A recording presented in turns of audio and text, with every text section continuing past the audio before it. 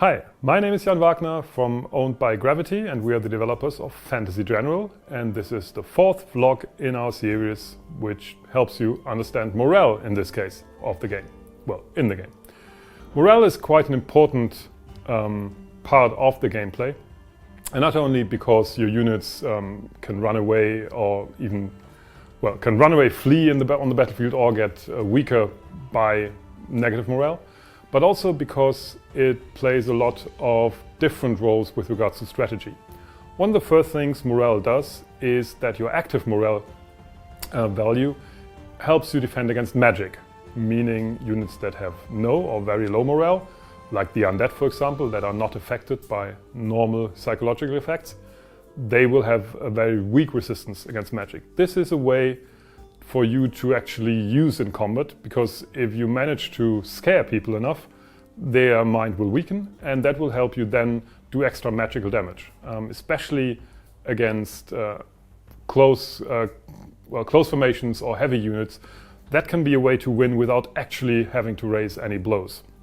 The barbarians excel in this because they have a lot of skirmish units and missile units, as I already mentioned, and magical units, and they can do ambushes and charges, and thus quickly bring sort of a negative morale wave with them.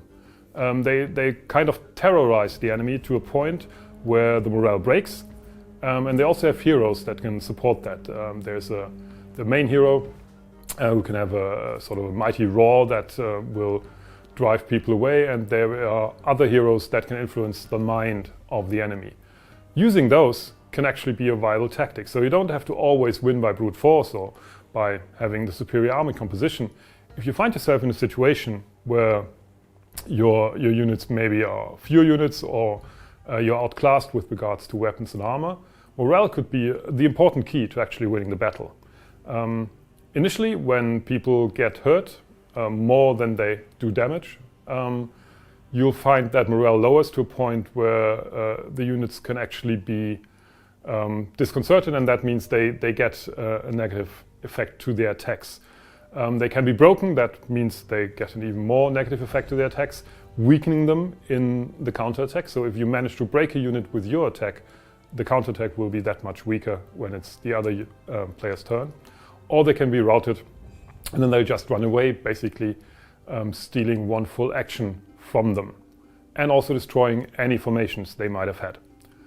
So morale can be an important tool in that, and if you play for morale, basically, your magical damage can also be much more efficient. Morale is not only something that sort of influences the gameplay, but it also influences your decision, or rather your decisions influence morale. If you, during the campaign, do specific things, make certain decisions, your people, or even sometimes only some of your people in the army, may object to that. So you get a negative morale modifier, or you lose morale forever because you did something that is really, really against some of the interests of, for example, your other heroes. In this way, morale also reflects the way you play. It reflects the decisions you made alongside your campaign, and it could ultimately lead to a point where some of your heroes leave you because they really, really hate the way you run the show. Hopefully that's not what will happen to you. You can try out whether that is what will happen to you by pre-ordering the game or joining the beta, and I'll hope to see you next time. Thank you.